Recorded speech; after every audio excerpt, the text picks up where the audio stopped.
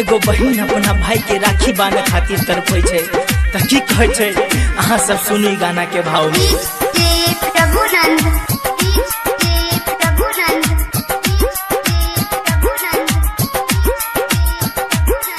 अखन अहाँ सब सुन रहल छी मैथिली डीजे स्टार रमन यादव के आवाज में। सुन सुन गे हमर माई दे जलहदी बोलाई, दे जलहदी बोलाई, दे जलहदी बोलाई। सुन सुन गे हमर माई दे जलहदी बोलाई।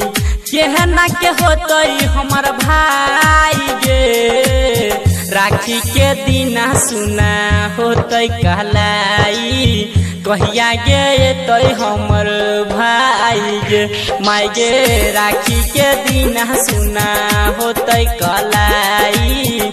कहिया गे तय हमर भाई गे।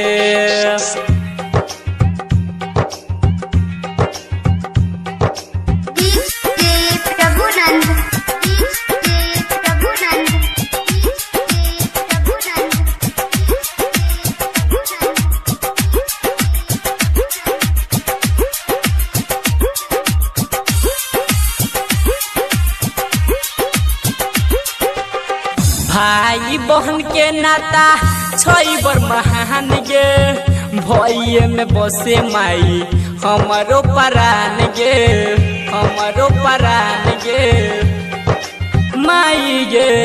भाई बहन के नाता छई बर महान गे, भइये में बसे माई गे हमरो परान गे।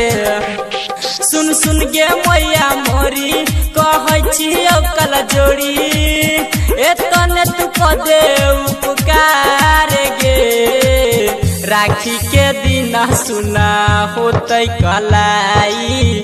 कहिया गे तय हमर भाई गे, माई गे राखी के दिना सुना होतई कलाई।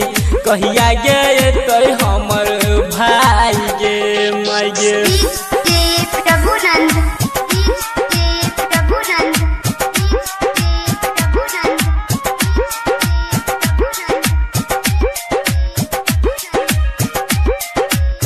सखी सहेली सबके भैया अइल घरे, हमरो रमन जी भैया अइल नहीं घरे, अइल नहीं घरे।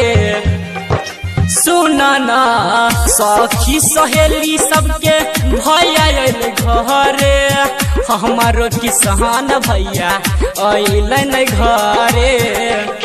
चले अल्लाह चंदू सुमन, चले अल्लाह नीरज रोशन, चले अल्लाह सुनी लगे।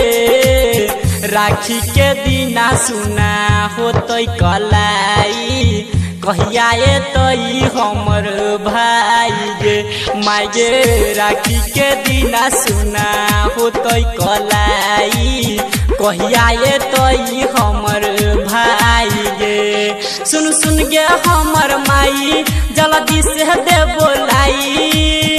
केना होतई हमर भाई गे, राखी के दिना सुना होतई कलाई।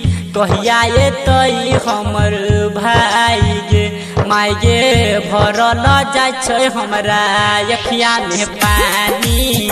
एतय बरहरो